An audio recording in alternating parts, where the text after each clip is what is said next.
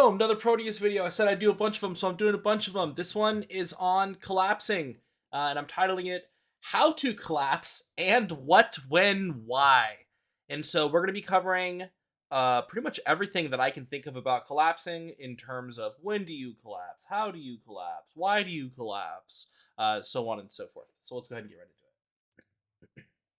First thing I want to say is that cowardice is a voting issue. This is a common saying in the debate community. I have no idea who the first person to say it was, but I really like it. And I think that collapsing makes me think about this a lot because I find that the reason students don't collapse basically comes down to two things for the most part. Number one, they're cowards. And what I mean by that is they're afraid to make the wrong choice. They're worried that they're going to pick the wrong set of arguments and then they're going to lose the debate, which is really counterproductive because frequently the reason they lose is because they don't make any decision at all and they just go for everything that is exploited by the other team with a more cohesive strategy, a more time effective strategy, and you lose as a result of it. The second reason that I see people not collapse is they don't know how, or they think it's hard or difficult. And that's kind of another example of cowardice, right? Because really what you're saying at that point is I don't collapse because I don't want to get better at debate and I don't want to improve on the things that I'm currently struggling with.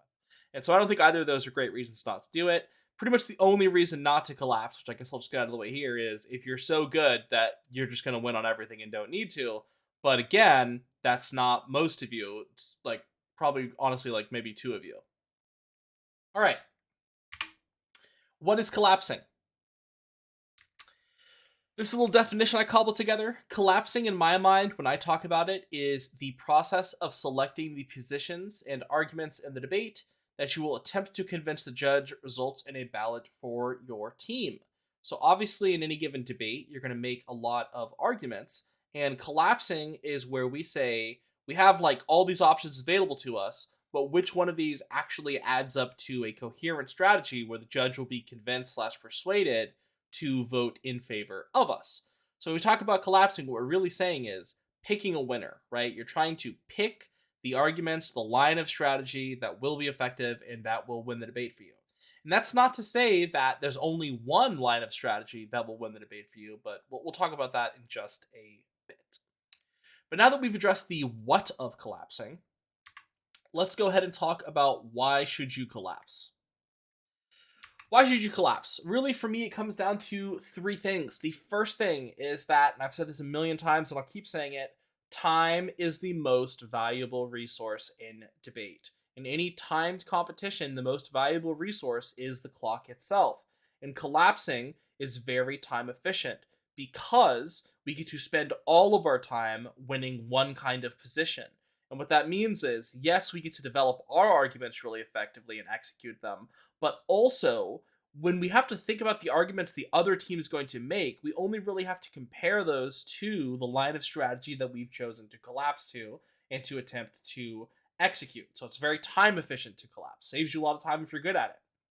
But the second thing is the win by one model. I made a video on this, this is before I even had Proteus Academy with Sasan. I made a video essay called The Human Condition in Debate. I think it might be on this channel somewhere.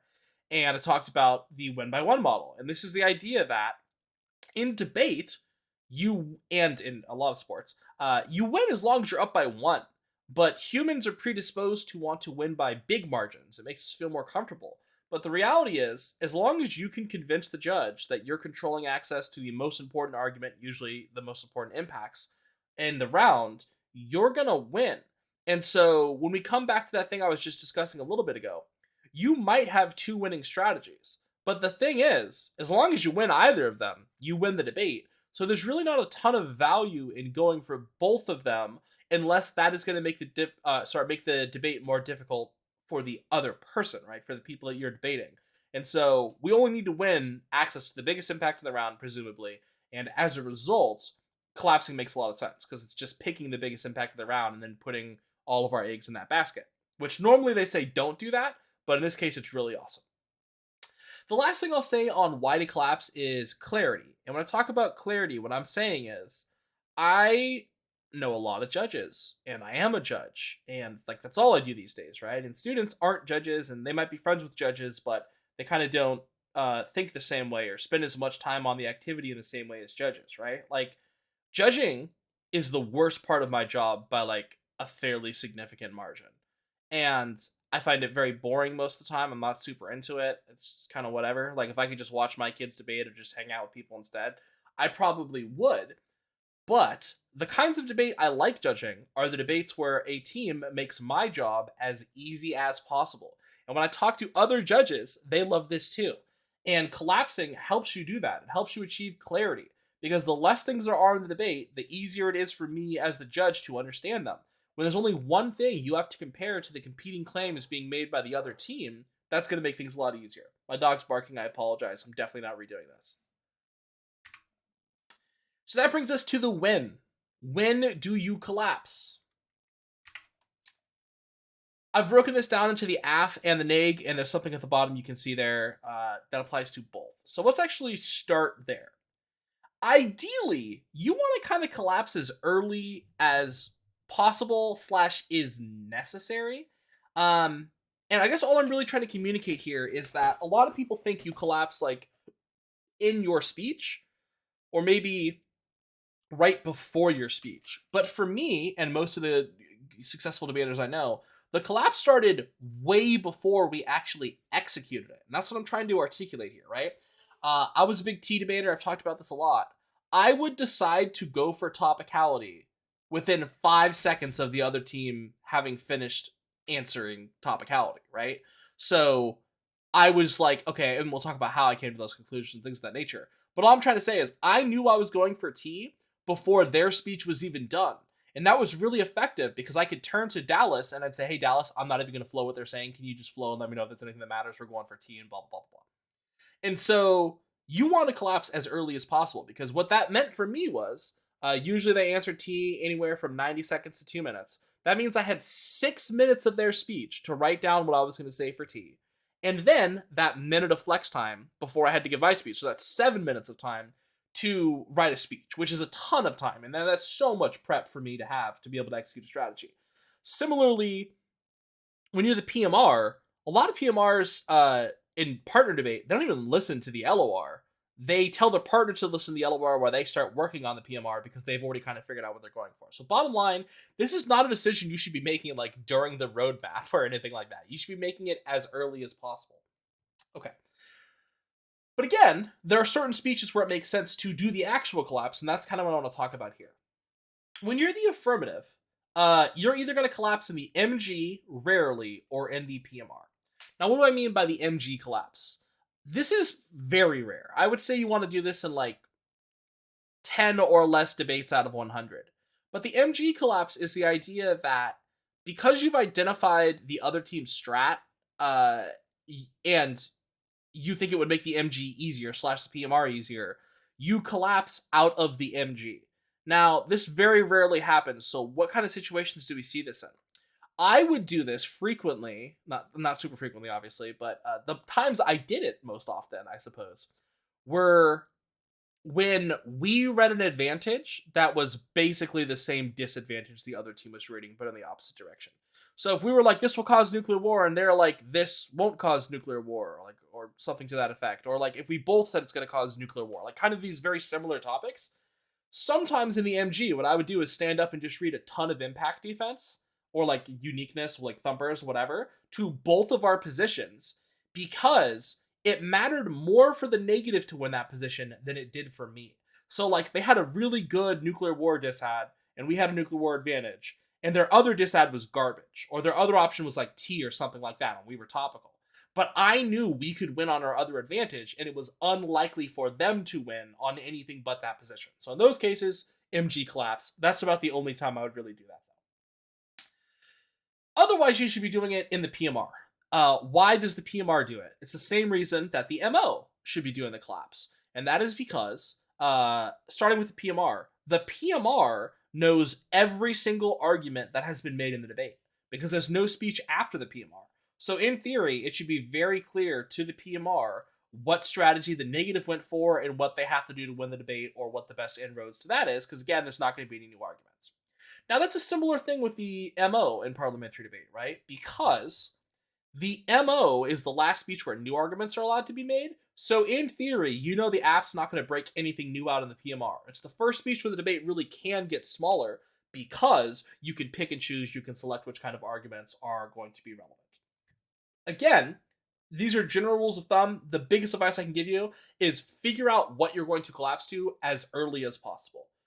So, how? How do you collapse? This is going to be in two parts. The first part is, how do you pick what to collapse to? And I've broken this down into 6 options, and I've kind of color-coded them because they're real cute, uh, based on what level of debaters I think kind of do this stuff. And I'm not using that same terminology from that video the other day. This is a little bit more basic than that. How do noobs collapse? How should noobs collapse? I think noobs collapse based on 2 things. The first thing is degree of difficulty. And when I say degree of difficulty, what I mean is you sort of just collapse based on what seems easiest to collapse to. And that's generally the result of drops. So the other team drops your advantage because they're bad and you're a novice, and like obviously go for that advantage because it was dropped. There's some other drop of like in-game nonsense, just some argument you made that means the other team loses. They drop this framework thing that says the app doesn't ever happen, or they drop serial policy failure, or whatever it might be. Degree of difficulty, like, to be clear, all of these are fine. It's just they get better the higher level you go up. But when it comes to degree of difficulty, the issue here can be that, one, this is incredibly dependent on the other team having dropped something, which, as you get better and better at debate, is less likely, especially the kind of stuff that will win you the debate. And secondly, I think this kind of becomes a crutch for folks because they're just like, oh, okay, they dropped something, I'm going to go for it. And they haven't really thought about the strategic implications of that. The problem with degree of difficulty is it means you're not thinking about what the other team will do, and that's obviously less than ideal because, like, there's other people in the debate. Checklist. Checklist is collapsing based on a procedural / systemic basis, or systematic basis rather. And I covered this a little bit in our video on how to win debates. I showed like our checklist for like answering topicality or answering counterplans. But this used to be money for me when I was coming up in debate because I knew I had like my 6 or 7 answers to topicality that I like to read. So what I would do during the MG of the other team is if they read 3 or 4 of those arguments or less than that, they didn't do like 5, 6, 7. I was pretty much like, we're going for T because I know I can win because I can exploit the fact that they didn't read a we mean, or I can exploit the fact that they didn't read a reason our terms bad, or they didn't read reasonability, etc., etc., etc. So checklists collapses. Sorry about that. Basically mean you've identified that there are a certain set of arguments that need to be made by the other team. They have not been made, and so you go for that position just on that basis. Because what it means is you're assuming there's a strategic failure or a lack of coverage there. That brings us to the intermediate. How do you pick what to collapse to? There's 2 things here. One is comfort, and one is time trade-offs. So, intermediate comfort. Comfort is collapsing to your wheelhouse regardless of degree of difficulty / coverage. So if you're a team that really has a K you like to go for, or there's a disad you read all the time, or you're just really sick at long form framework, that's a comfort collapse. You're doing it regardless of how well the position was answered. You just think you're better than the other team at that thing, and think that you can kind of get about that way. I definitely did this a lot. I think that comfort obviously implies you have a wheelhouse, something we talked about in that video of how to win debates. And I think wheelhouses are good. I think that if you're smarter than the other team, or better at debating at least on a specific topic, kind of bringing them into your ground, putting the ball on like home court territory or whatever, is going to be beneficial to you. Time trade-offs it requires you to be more cognizant of the clock and the timer, which a lot of debaters aren't, right? Because this is where we collapse based off of having created a time trade-off elsewhere that results in poor coverage. So the team spent 3 minutes on T, they almost certainly undercovered the disadvantage or the critique. The team just did not execute effectively in their time. Or sometimes I've seen this like way worse than this. I mean, even in open debates, I've seen teams like go up against TK and they spend like 6 minutes on the K. And the other team's like, sweet, we're just going for the T. Because even though they've still spent 2 minutes or whatever on the topicality, they're like, well, there's no way I can win on the K most likely at this point. Um, so let's just go for the other thing. Now, what I will note here is this is another place where you can fall into a trap because sometimes a team spends 5 minutes answering a position, but it's really bad, so you could still go for it. And so, again, that's why it's more of an intermediate tactic rather than an advanced tactic. Let's go to advanced tactic. This is how you should be collapsing in an ideal world, and that is based off of round vision, which means collapsing based on strategic vision of the overall debate. It means that you've seen across the sheets in the debate, you know how they interact with each other, you can see a path to the ballot. And that really means, and we'll talk about this a little bit more when we go into how to execute this stuff, um, seeing a clear link and voter slash impact you can get to in the debate, and understanding what arguments from the other team you have to effectively address to win that strategy. Round vision obviously is very difficult to cultivate other than just being in a lot of debates or doing a lot of drills for round vision, but this is probably how you should be collapsing because it's the only way where, like, to a certain degree, it's the only way we're actually like debating because you're actually thinking about how things exist in the debate and what is going on in the judge's mind and the judge's biases, etc., etc. So the dog water option is just randomly doing it because we told you to do it. Now, I think you should collapse. I think you should work on collapsing and improve at collapsing. But if you're just collapsing because someone told you to and you're not like thinking about how to do that, I don't think that's going to service you. Again, I think you should probably always be practicing things before you deploy them in rounds. Now, that's not always going to happen, but it's ideal. So, how do you actually collapse? We've got 6 things to talk about here. The first thing you have to do when you're collapsing is obviously argument selection. So, this is identifying what you're going to collapse to. And this is kind of driven by a why. Like, why am I making this decision? This could literally be a conversation with your partner, assuming you have one. I used to talk to Dallas about this stuff all the time. We had a bunch of different thought processes and rules about it. But basically, I would turn to Dallas and I'd say, I'm going to go for this, or I think we should go for this. And most of the time she would say, yeah, totally, that's awesome, right? And she understood why. Sometimes she would say, ooh, I'm not really feeling that. And then I would ask her, well, then you have like 10 seconds, explain to me what you think I should go for otherwise and why. And if that was awesome, I'd do it. Otherwise, I would just make my own decisions. I was the MO my entire career, so I was always doing the collapse on the negative at least. You got to pick arguments. You got to pick what you're going to go for. And this also means identifying what the other team has that you need to address. The second step, in my opinion, is writing an overview slash thesis. I think that the MO and the PMR, but especially the MO, should pretty much always start with a sentence that sounds like, Judge, you are voting affirmative for, in my case, I guess, DVC or Pacific on Advantage 1 for impact. This is the reason why, right? So, Judge, you'll be voting affirmative for DVC in this debate on the advantage to prevent nuclear war with Russia, which massively outweighs the, pro-lift dis out of the other team, whatever it might be. I think having a thesis slash overview is super important. One, it gives the judge something to write down, which I think is good because they can look at that during their decision. Two, it can indicate to a smart judge that you are making a strategic decision, right? That you're actually doing the work of debate, not just kind of going through things arbitrarily because you've outlined it. But three, and this is probably the most important part, I think this helps you structure what you will say for the rest of the debate, because anything you say that is not about that thesis or does not support that thesis is probably irrelevant, and like this is a good litmus test for you.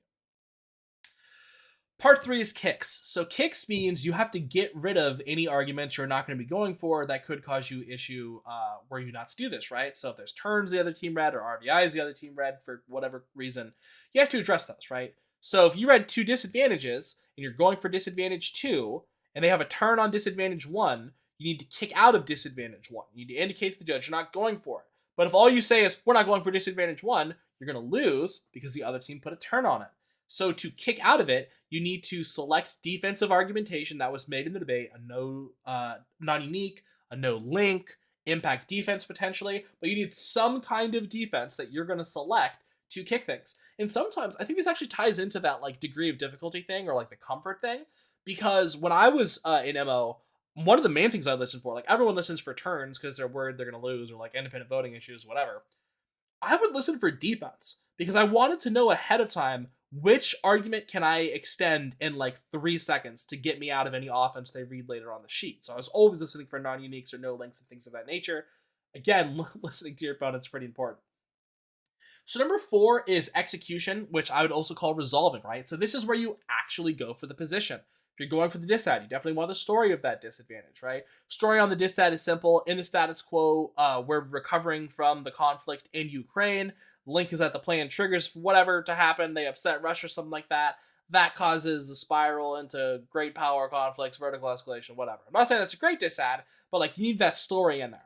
Now, obviously, the other team read answers, and there's different ways of approaching this. Some people like to extend and then answer. Some people like to answer then extend, but you need to do both. You need to answer the arguments they have on that position, and then you need to read your own arguments. Hopefully, there's some drops so you get some clean extensions, but if there's not, this is where you need to resolve those competing claims. We said this, they said this, so on and so forth, right? But obviously, I would recommend doing that in the other direction. They said this, we said this, here's how that gets resolved, here's the implication of that, so on and so forth. The this means, as we like to say. Number 5 is impact calculus, right? So now that you've picked your position, it's probably time for you to start doing some impact calculus. Now, if you're the MO, some people like to leave this for the LOR. I like to have at least some impact calculus in the MO and the PMR. Obviously, you should definitely have impact calculus because otherwise judges are going to vote you down and say you didn't have impact calculus, right? But impact calculus, folks, is not just saying magnitude, probability, time frame. A lot of impact calculus is determined on the basis of things like strength of link or like just how silly is the other team's scenario, things of that nature, right? So you need to make sure you have a clear story for your impacts that the judge can buy and sort of hang their hat on at the end of the debate. Judges don't want to make bad decisions. Your job's to make them make good decisions. Impact calculus and argument resolution are kind of how you do that. And then lastly, depending on the speech you're in, the MO, the LOR, the PMR, you need to have that preview and compare component. So if you're the LOR, the MO, you need to have a preview. You need to assume, here's what the PMR is probably going to say, here's why they're not going to win that, here's how that resolves in our favor, here's how the impact calculus favors us, etc., etc., etc. If you're the PMR, you need to directly compare your scenario with the scenario that was executed in the block, right, in the MO and in the LOR. So pick your arguments, write an overview/thesis, kick out of the things that aren't relevant to the debate, execute your strategy, resolve arguments, do the impact calculus, then preview and compare. Or preview or compare, I suppose. Okay. That's the last slide. I'm, again, trying to make a bunch of videos, so if anyone has ideas for videos that they want us to do, please send us comments. I just asked my students like what they wanted, and this is one of those things. And so that is what I covered. Another one.